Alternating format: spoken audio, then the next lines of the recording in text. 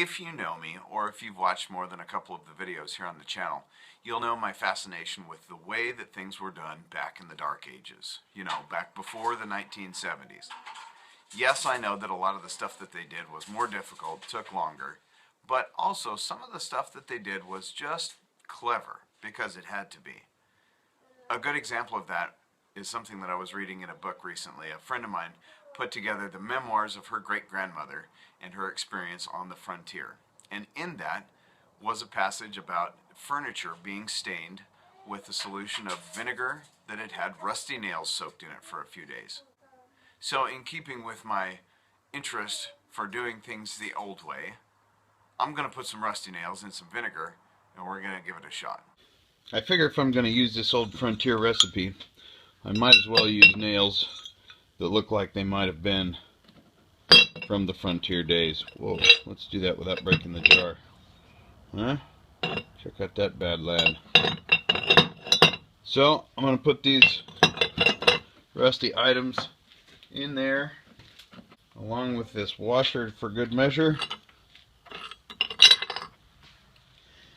And I'm going to put a bunch of just plain old white vinegar in there. I'm not going from any recipe, really not even done any online research. There, that ought to be enough.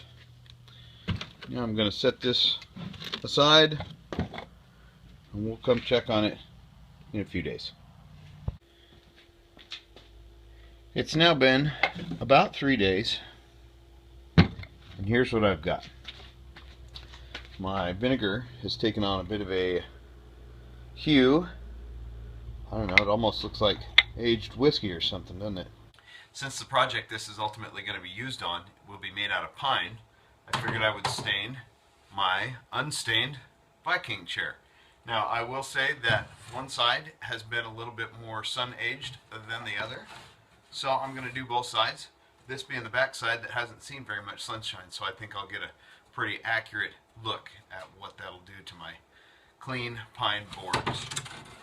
I won't be using anything fancy here, just an old red rag, dipping it into the vinegar long enough to saturate it. We'll see if it does anything.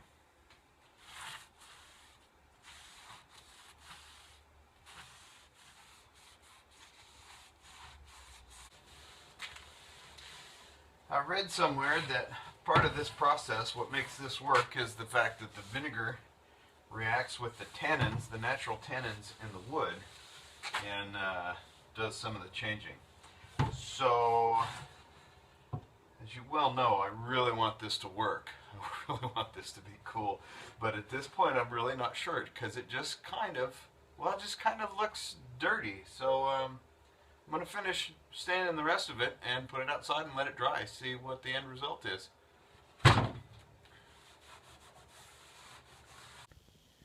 Here's how this looks after about 24 hours, maybe a little bit more. About 24 hours worth of drying, or curing, however you want to call it. It's nice and dark. It's pretty flat, but it's just the stain. I haven't put any finish, I haven't put any varnish or oil or anything else like that on it to bring out the depth in it. So this is how dark it is. This is what you get when you put old rusty pennies or old rusty stuff in vinegar for 3 days and then use that solution to stain fur. I think I improperly called it pine earlier on in the video, but this is actually fur. So this is what fur looks like. I am going to go ahead and put boiled linseed oil on it as a finish, just to see how that brings out the depth in it and shines it up a little bit. I don't know if that'll be my ultimate choice for a finish over the top of this, but I'm going to give it a shot because it's what I have on hand. And here's what it looks like after about 8 hours of the boiled linseed oil drying. It's still a little bit wet. It still has a little bit of soaking in to do, but this is the stain that you achieve with rusty nails. Thanks for watching the video. I hope you enjoyed it. Click the thumbs up if you did, and please feel free to click the thumbs down if you did not. I look forward to seeing you on the next video.